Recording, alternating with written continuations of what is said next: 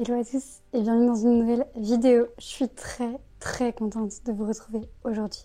Veuillez excuser ma voix, je suis malade. D'ailleurs, j'ai repoussé le tournage de cette vidéo parce que j'avais la gorge très prise et je me suis dit bon là, je ne peux plus repousser, il faut y aller. Donc j'ai profité du fait de me sentir un tout petit peu mieux pendant mon espèce de rhume sous canicule pour filmer la vidéo. Vous l'aurez vu dans le titre, mais aujourd'hui on se retrouve pour vous présenter un nouveau challenge de lecture pour cet été, un challenge sur Taylor Swift. Pour ceux qui me suivent depuis quelques années sur la chaîne maintenant, vous avez dû voir que les années précédentes, les étés précédents, j'organisais un challenge sur la passe miroir. Je l'ai pas fait l'été dernier parce que au mois de mai-juin, je me sentais pas super bien, pas en grande forme émotionnellement, etc. Et du coup, j'avais pas l'énergie mentale de préparer le challenge. Et cette année, au moment de préparer le challenge La Passe Miroir, je me suis rendu compte que j'étais plus autant investie dans cet univers-là, que j'avais plus forcément d'idées, de choses à vous proposer. J'avais l'impression d'avoir fait le tour. Or, j'avais quand même envie de vous proposer un challenge. Qui plus est, j'avais quelques idées. Mon année 2024-2025 a été très marquée par Taylor Swift. Et à ce moment-là, ça m'a fait beaucoup de bien de pouvoir me concentrer sur The Eras Tour, sur Taylor Swift, sur les projets qu'elle avait, plutôt que sur le monde et les choses qui m'angoissaient en dehors. Ça m'a fait beaucoup de bien et ça m'a aidé à gérer beaucoup de mes angoisses, mine de rien. Donc ça peut paraître bête, mais je dois beaucoup au fait d'avoir focus de ouf sur Taylor Swift. Je vais vous présenter tout de suite le challenge de lecture. Il se déroulera du 1er juillet au 12 août si tout se passe bien. Je dis si tout se passe bien parce que j'ai un petit peu de retard ces derniers temps et le 1er juillet approche à grands pas. Voilà, excusez-moi si jamais il est un tout petit peu en retard et on n'hésitera pas à grappiller une semaine de plus si jamais j'ai pris trop de retard. Cette année, pas de Discord. Je suis vraiment pas le genre de meuf qui est faite pour traîner sur Discord. Je n'y arrive pas, ça me donne de l'anxiété. Ça fait déjà 3 ou 4 fois que j'essaye Discord. Et j'y arrive pas, vraiment j'arrive pas, il y a trop de notifications, il y a trop de trucs, je suis vraiment désolée. Donc vous aurez quand même pour vous retrouver dans le challenge un hashtag que je vous mets juste ici. Et vous aurez également la possibilité de me taguer sur Instagram et YouTube.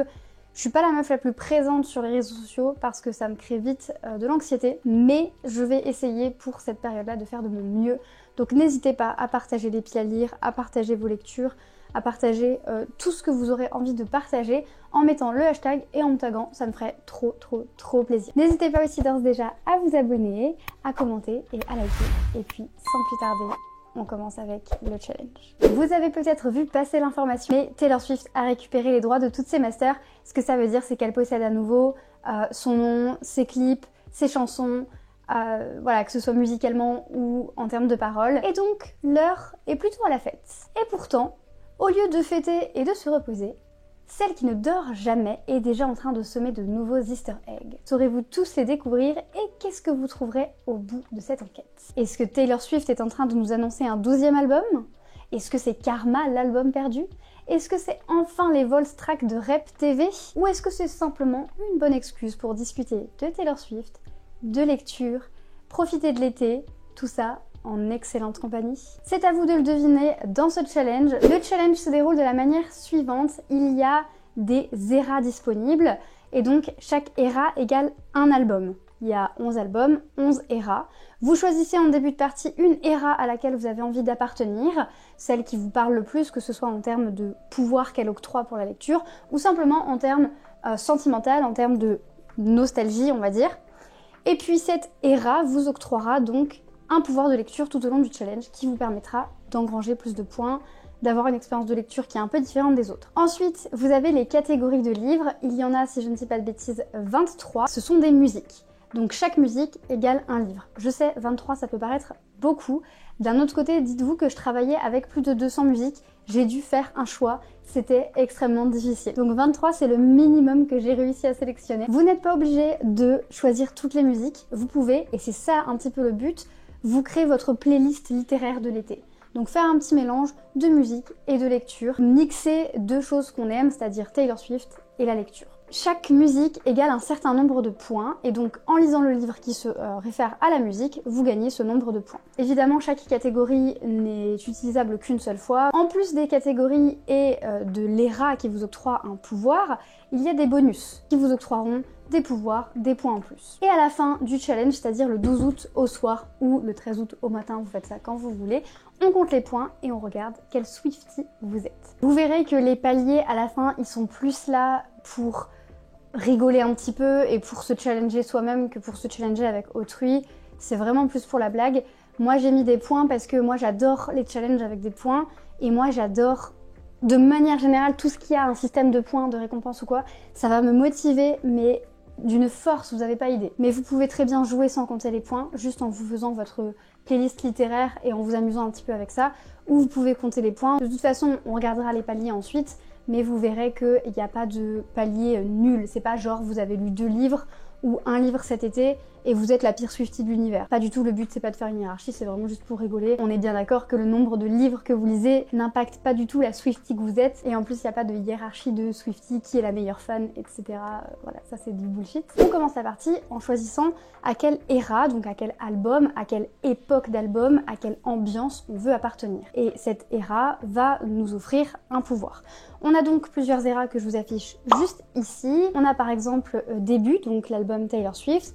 Si vous choisissez celui-ci, chaque lecture commune compte double. Donc mettons que vous effectuez une lecture commune sur une catégorie à 20 points, elle vous en attribuera alors 40. Pour Fearless, chaque relecture vaut 20 points. Si vous décidez de relire pour la je ne sais pas combienième fois L'été où je suis devenue jolie, ça vaudra 20 points de plus. Donc si, je sais pas, la catégorie c'est déjà 15 points, vous en aurez 35 à la fin. Si vous choisissez Speak Now, alors là c'est parfait pour les gens qui ont des piles à lire gigantesque avec beaucoup trop de livres qui dorment dedans, puisque chaque livre lu qui se trouvait dans votre pile à lire depuis plus de 3 ans vous rapporte 10 points en plus. Si vous choisissez Red, chaque livre qui comporte du rouge sur la couverture vous rapportera 3 points en plus. Ça peut être un détail de rouge, un titre en rouge, une partie d'un vêtement en rouge sur la couverture, une fleur rouge sur la couverture ou l'entièreté de la couverture en rouge. Pour 1989, bon vous m'excuserez je le dis à la française, chaque livre de plus de 500 pages vous rapportera 20 points en plus. Pour Reputation, vous pourrez prendre les points d'une catégorie que vous n'avez pas lue. Ce pouvoir-ci est utilisable 2 fois maximum. Pour Lover, chaque livre que vous lirez en dehors de chez vous vous vaudra 10 points en plus. Ce que j'appelle en dehors de chez vous, ça va être si vous allez en vacances chez vos parents, si vous allez en vacances quelque part, que ce soit dehors ou dedans, tant que vous n'êtes pas dans votre maison, dans votre appartement.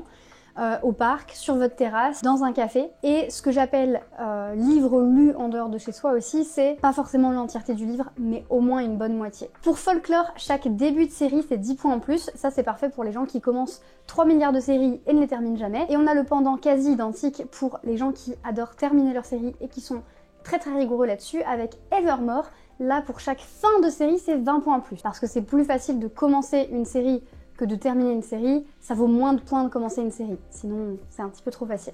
Midnight, c'est parfait pour les insomniaques. Je sais qu'il y en a parmi vous. Moi-même, je crois que je vais pas tarder à rejoindre la team parce que franchement, le sommeil, c'est pas trop ça. C'est 10 points en plus pour chaque livre lu la nuit. C'est pareil que pour les livres lus dehors. C'est au moins une grosse partie du livre lu la nuit. Si tout le livre n'est pas lu la nuit, c'est pas grave. Et enfin, pour TTPD de Tortured Poets Department, un livre peut valider 2 catégories à la fois et ça c'est faisable 2 fois max comme pour Reputation. Avant de passer aux catégories, on va passer au bonus. Pour le bonus Dear Reader, si le titre de votre lecture ou une partie du titre reprend une chanson de Taylor Swift, c'est 5 points en plus. Par exemple, si l'une de vos lectures s'appelle Love Story, c'est 10 points en plus. You Belong With Me, 10 points en plus. Marjorie, 10 points en plus. Ou même si ce Marjorie fait partie du titre, par exemple Bonjour Marjorie, si c'est un titre de livre, c'est bon, il y a une chanson de Taylor Swift dedans. Ça marche aussi si c'est francisé. Pour le bonus 13, le nombre préféré de Taylor Swift, si votre lecture se termine par un 13, le nombre de pages se termine par un 13, c'est 5 points en plus. Donc si le livre fait 113 pages, 213 pages, 313 pages, 1013 pages, 1213 pages, c'est 5 points en plus. You're not on your own, kid. Pour ce bonus-là, à chaque session de lecture en groupe, vous rajoutez 5 points en plus. Session de lecture en groupe, ça peut être plein de choses. Ça peut être, vous êtes sur Twitch à faire un Read With Me avec quelqu'un, même si c'est pas vous qui organisez le Read With Me, vous participez, ça marche, c'est ok. Si vous êtes dans le jardin de votre meilleur pote en train de lire chacune un bouquin, c'est parfait, ça compte. Si vous êtes le soir avec papa-maman en train de bouquiner, ça compte. Et de faire de ça un moment convivial et estival, et là c'est 5 points en plus. Pareil, quand je dis session de lecture, c'est pas de terminer un livre pendant la session de lecture, c'est juste de prendre le temps de lire avec quelqu'un. Si c'est 20 minutes, c'est 20 minutes, si c'est 2 heures, c'est 2 heures. Pour le bonus Vault Tracks, pour chaque livre lu d'un auteur que vous avez déjà lu cet été, vous doublez les points. Donc je dis n'importe quoi, si en début d'été, au début du challenge, vous lisez Daisy Jones and the Six de Taylor Jenkins Reid, Voilà, bah, vous le lisez, il compte pour je sais pas quelle catégorie, il compte pour la catégorie 7, on va dire. Donc vous avez le nombre de points pour 7. Et puis plus tard dans le mois, vous lisez pour la catégorie You Need to Calm Down, The Seven Husbands of Evelyn Hugo. Et puis du coup, les points de cette catégorie sont doublés, puisque c'est la deuxième fois que vous lisez un livre de Taylor Jenkins Reid. Mon petit préféré, c'est Karma. Toutes les 3 lectures terminées, vous triplez les points de la 4e lecture. Donc, vous venez de lire 3 livres. Le 4e livre, au lieu de vous apporter 20 points, il va vous apporter 60 points. Le bonus The Eras Tour. Écoutez-moi bien, suivez-moi bien, parce que là, je sais que je vais en perdre certains au fond de la classe. Si le livre match la couleur de l'album dont la chanson est tirée, c'est 5 points en plus. Je m'explique. Vous le savez peut-être ou peut-être pas, chaque album a une ou plusieurs couleurs symboliques. Par exemple, de Tortured Poets Department, on est beaucoup dans le noir et blanc.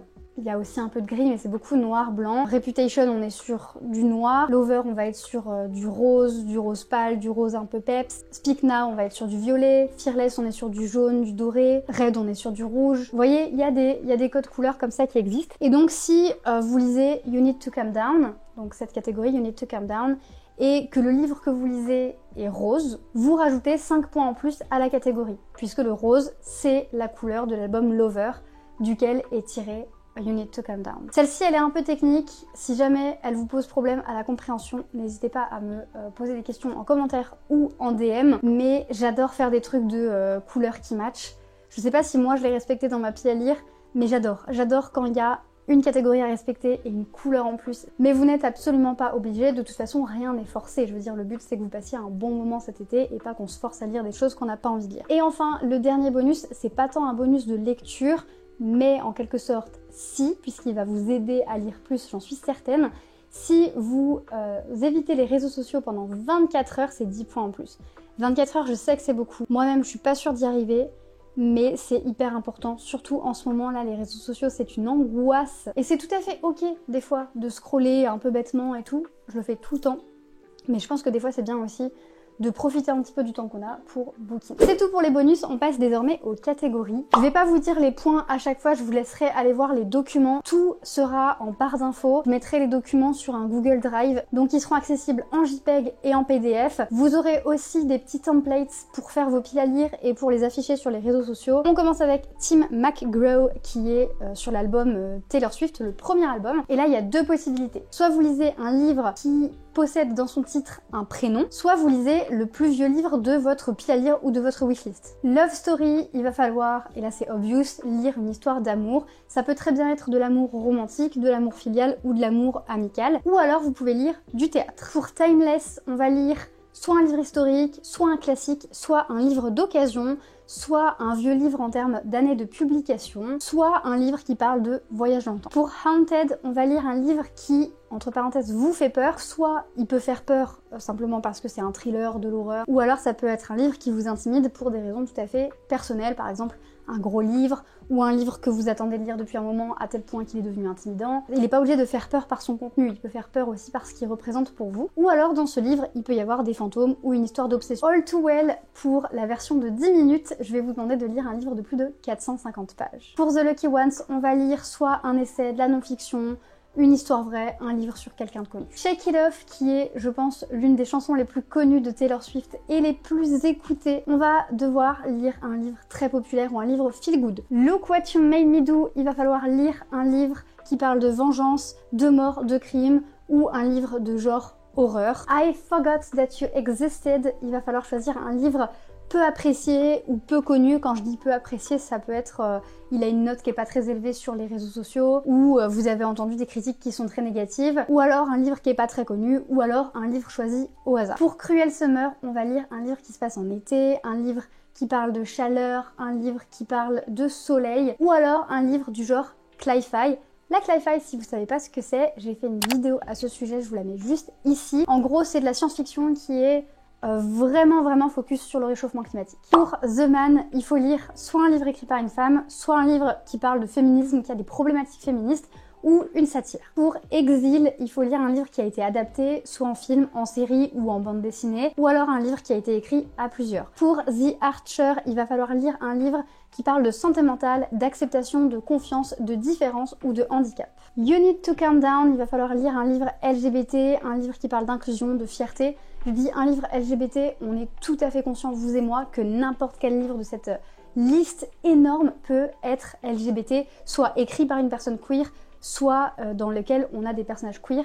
Mais je trouvais ça quand même important de mettre vraiment cette catégorie-là. Comme ça, il y a peut-être un peu aussi une obligation, une visibilisation un petit peu forcée. Parce que sinon, ça veut dire les gens qui sont déjà concernés par ces problématiques ou quoi, ils vont forcément mettre des livres LGBT et les autres, ils vont peut-être pas le faire. Là, tout le monde est obligé, c'est un devoir. Et puis, en plus, j'étais obligée pour la musique You Need to Calm Down, je veux dire, cette musique, elle est faite pour la communauté queer, elle est faite pour ça, que ce soit dans le clip, les paroles, dans tout le message politique qu'il y avait derrière. Pour Seven, il faut choisir un livre dont le titre est composé d'un chiffre ou sur la couverture duquel il y a un chiffre, ou alors un livre qui parle d'amitié. Dans la catégorie Ivy, on va choisir un livre qui parle de nature, d'écologie, de fleurs, ou alors sur lequel il y a des fleurs. This Is Me Trying, on va essayer de lire un nouvel auteur ou un nouveau genre. Long Story Short, ça va être le livre le plus court. Alors quand je dis le livre le plus court, ça va être de votre pile à lire, de votre bibliothèque, de votre wishlist, ou un livre extrêmement court que vous avez trouvé en médiathèque ou en librairie, ou alors de la poésie. Gold Rush, il va falloir lire soit le dernier livre que vous avez acheté, soit le plus beau livre. Alors le plus beau livre que vous avez dans votre pile à lire ou sur votre wishlist. Alors attention, la catégorie suivante, j'arrive jamais à le prononcer. Bejeweled, ça met à l'épreuve mon accent anglais là. Bref, pour cette catégorie, il faut lire une réécriture, un livre sur de la mythologie, peu importe quelle mythologie, grecque, nordique, celtique, égyptienne, peu importe, de la fantasy ou quelque chose en rapport avec un conte. Down Bad, il faut lire un livre de science-fiction ou alors un livre onirique, un livre qui parle d'espace ou d'étoiles. So High School, j'aimerais retrouver des thématiques liées au sport, à l'école ou à l'apprentissage. Ça peut se passer dans une école, ça peut parler de sport, ça peut être un récit initiatique. Et enfin, I Hate It Here, il faut lire soit de la littérature étrangère, soit un livre avec une personne racisée. Alors dans l'idéal, ce serait un livre qui est écrit par une personne concernée. Pourquoi dans cette musique-là? Parce qu'à un moment donné, dans ses paroles, Taylor Swift dit qu'avec ses amis, ils jouaient à un jeu où ils cherchaient une année, un moment dans l'histoire dans lequel ils auraient voulu vivre, et elle disait, je sais plus, les années 1800, je crois, un truc comme ça, mais sans le racisme. Et il y a eu pas mal de critiques sur cette ligne-là, parce que les gens n'avaient pas compris, ils étaient en mode « Oh là là, la privilégiée, blablabla, il n'y avait pas que le racisme, et puis il y a encore du racisme aujourd'hui ». Et en fait, c'était pas vraiment ce qu'elle a voulu dire, je pense, qu'elle voulait vraiment montrer le fait qu'effectivement, il y avait du racisme. La phrase juste après, c'est, je vous la fais en français, la nostalgie, c'est un truc qui nous bloque un peu l'esprit. Et du coup, c'est vrai que les gens, ils ont tendance à voir le passé en se disant, c'était mieux avant. Bref, on n'est pas là pour faire de la littérature sur les textes de Taylor Swift. Pour ça, je vous conseille d'autres chaînes que la mienne, notamment Ali Film. Une fois que vous aurez choisi vos eras, choisi vos musiques, votre petite playlist, lu vos livres et regardé quel bonus vous pouvez peut-être mettre en place, il n'y aura plus qu'à compter ses points et à regarder les paliers à la fin. Je vous les mets juste ici, ça sert à rien que je vous les lise parce que franchement, c'est pas non plus des catégories de fou. J'espère que le concept vous a plu, qu'on va tous bien s'amuser cet été. Moi, je suis super contente parce que là, en juin, je me sentais un petit peu dans un petit creux de lecture. Je crois que j'ai eu des mois de lecture incroyables avant, et du coup là on est un peu dans le creux de la vague où forcément il faut bien qu'il y ait des moments moins cool, et là je me suis fait une pile à lire, j'ai tellement hâte, chaque livre me donne tellement plus envie que le précédent. Bon, clairement j'ai mis trop de livres dans ma pile à lire. J'adore l'été, j'adore lire en été, et ces derniers temps j'étais très anxieuse à cause de plein de trucs, mais notamment réchauffement climatique et l'état du monde, et du coup m'enfermer dans Taylor Swift et la lecture, c'est exactement ce que je voulais. Et n'hésitez pas à aller voir le drive que je vous ai mis avec tous les documents qui s'y trouvent. Je vous fais de gros bisous et je vous retrouve très bientôt pour ma pile à lire.